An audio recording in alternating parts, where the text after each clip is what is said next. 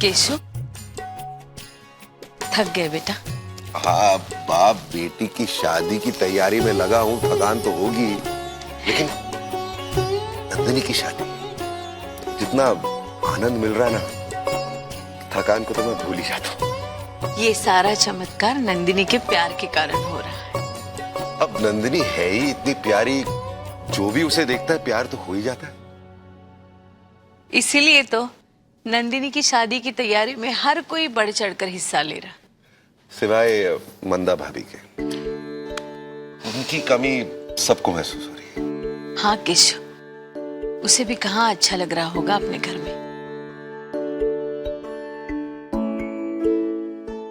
इस दमे के रोग ने ना मंदा को किसी काम का नहीं छोड़ा। पता नहीं भगवान अच्छे लोगों को ऐसे कष्ट देकर क्यों आजमाता है। खैर, आराम कर रही है वो, उनके लिए यही सबसे अच्छा है। अरे तूने दुबई फोन किया कि नहीं? हाँ हाँ कर दिया। इमाम को शादी की बात बता दी है, वो खुशी से पागल हो गया है। रात की फ्लाइट से आ रहा है। अच्छा, ये देखो, ये कैसा? हाँ बहुत अच्छा है।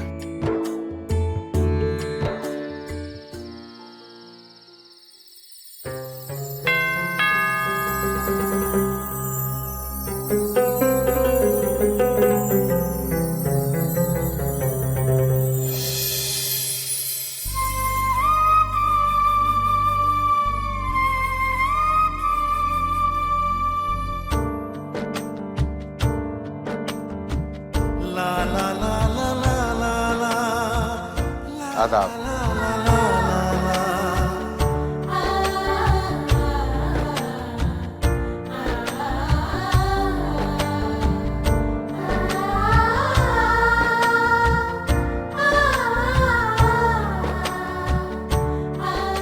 कैसी हो सबीर?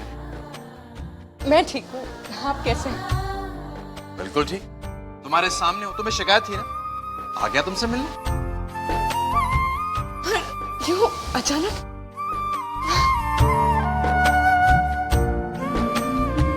अम्मी अब्बू कितने खुश होंगे।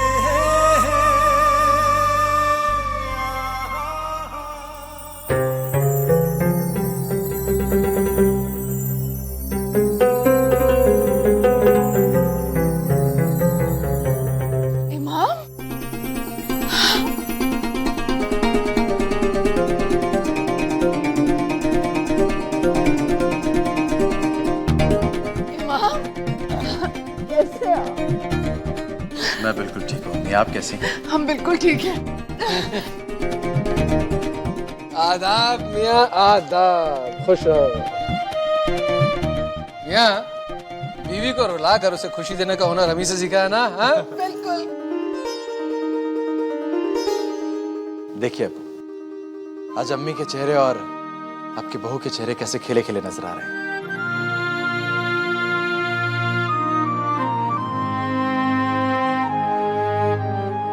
और ये देखिए हमारे छोटे उस्ताद वहां छुपे हैं। इधर आओ, इधर आओ।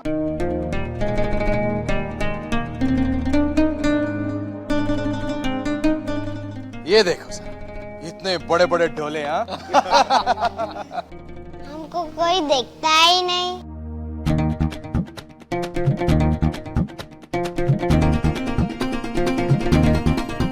अले ले ले, आपको कैसे कोई नहीं देखेगा? अब तो हमारी जान है, जान।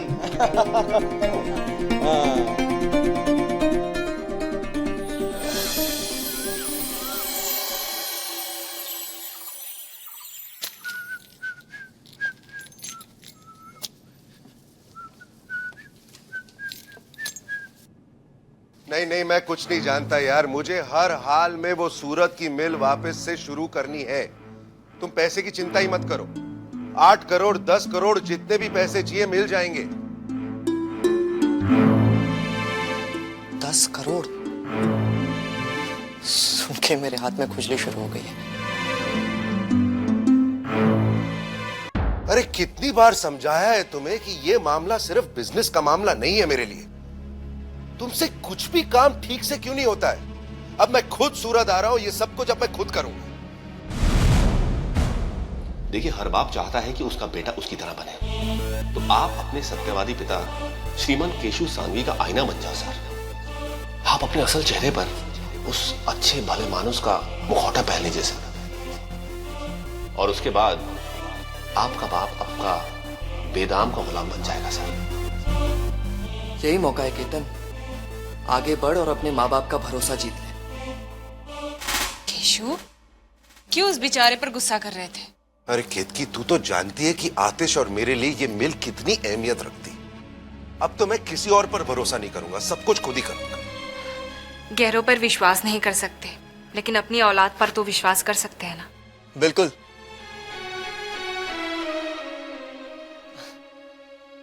आप अपने औलाद पे भरोसा नहीं करेंगे तो फिर किस पे करेंगे?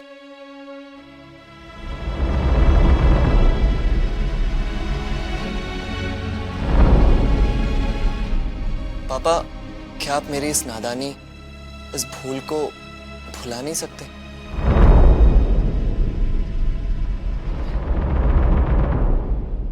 माँ बाप तो अपने बच्चे की बड़ी से बड़ी गलती को भुला देते। माँ, तो फिर आप पापा को समझाइए ना कि मुझे एक मौका और देंगे और एक और बार मुझे आजमाएंगे। अब की बार मुझसे कोई भूल नहीं होगी। पापा, आई प्रॉमिस यू, अगर आपको भरोसा नहीं हो तो मैं माँ की कसम भी खा सकता हूँ।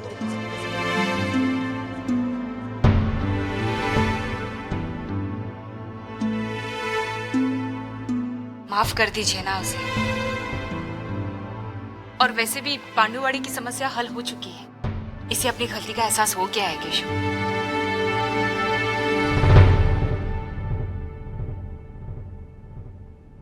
तू क्या चाहता है? पापा, मैं चाहता हूं कि अब से मैं आपके रास्ते पे चलूं।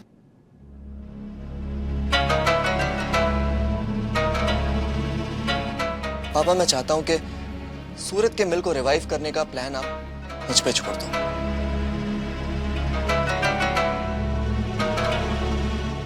देख केतन, मैंने तुम दोनों को ये जिम्मेदारी सौंपी थी ना, लेकिन अब हालात बदल गए हैं।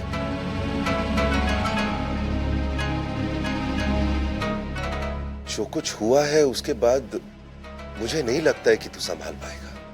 पापा, मैं आपके जज्बात समझता हूं। बेटा होने के नाते ये बात सिर्फ मैं ही समझ सकता हूं कि सूरत की मिल आपके लिए कोई बिजनेस नहीं है, ये आपके दिल के कितने करीब है।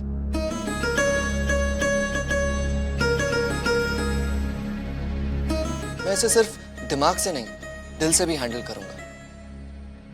मैं एक पद दो काम करना चाहता हूं। मिल को शुरू भी करवाऊंगा और पांडुवाड़ी के लोगों को वहां पे काम देके उनके उलझने भी सुलझाऊंगा।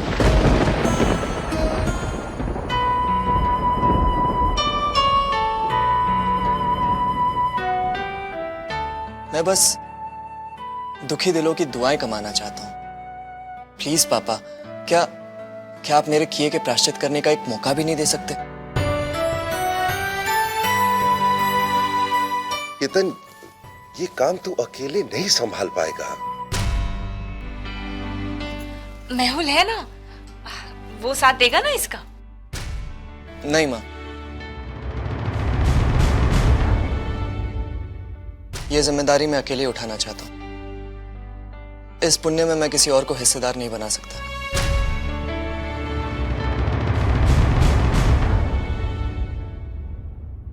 क्या करूं, इस मामले में थोड़ा स्वार्थी हूं।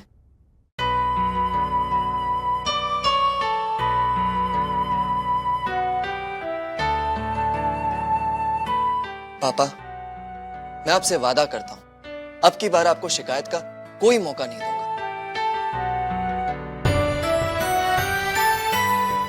देखो, इतना बड़ा फैसला मैं जल्दबाजी में नहीं लेना चाहता।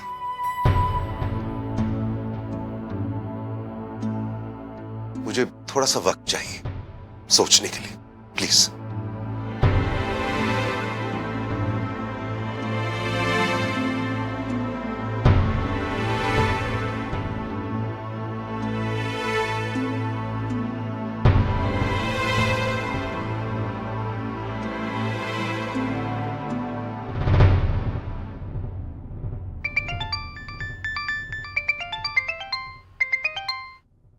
हाँ बोल।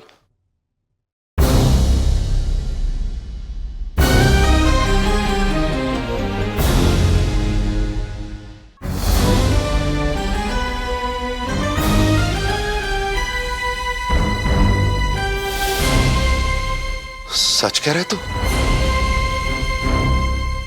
मदन काका को होश आ गया?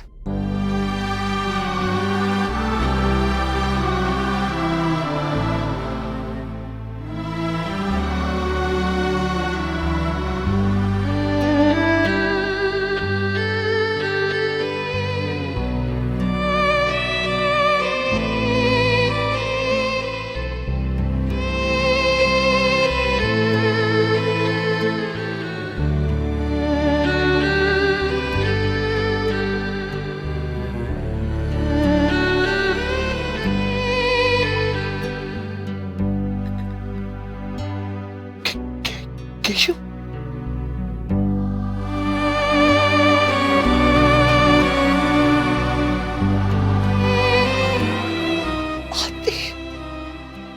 हाँ मदन काका।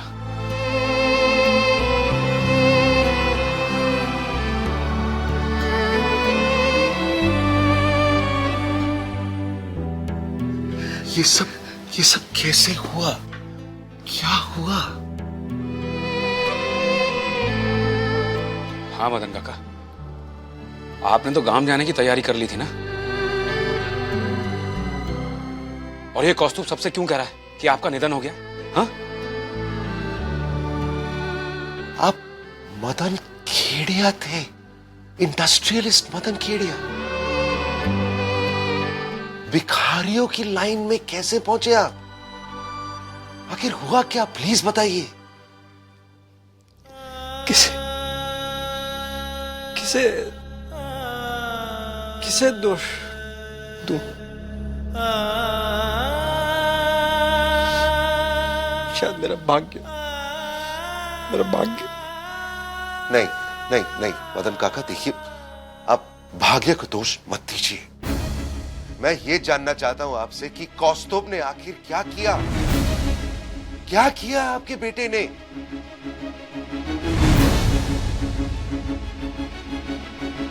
आप बात छुपाइए मत। मैं भी आपके बेटे जैसा हूं मदन काका, प्लीज बताइए मुझे। बहुत मुश्किल होता है एक बाप के लिए ये कहना कि उसके बेटे ने उसके साथ क्या किया। कौस्तुभ मेरा इकलौता बेटा,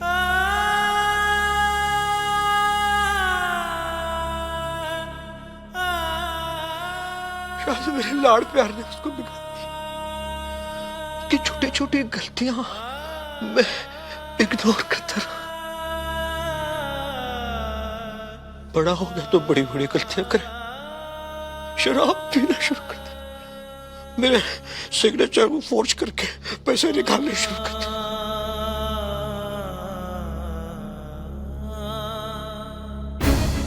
मैंने एक बार घर में डांटा उसको। मैंने कहा तू क्या कर रहा है? क्या सब ठीक नहीं है? ये मेरा घर है।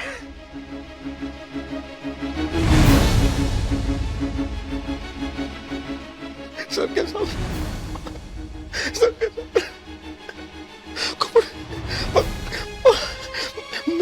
मेरे घर से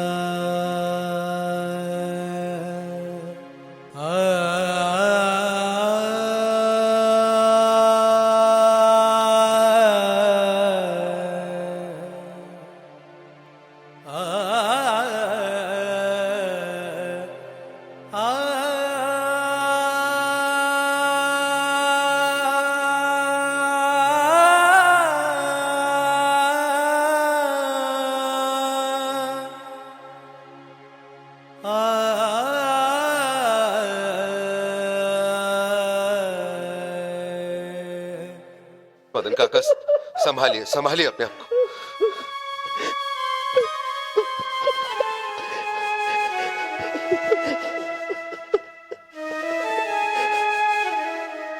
संभालिए।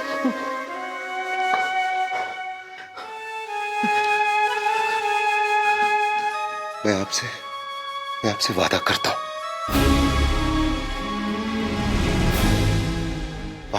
हूं, जिस सिंहासन से आपके बेटे ने आपको गिराया है ना, अगर उसी सिंहासन में आप ही के बेटे ने आपको वापस नहीं बिठाया ना, तो मेरा भी नाम केशु सांघवी नहीं है।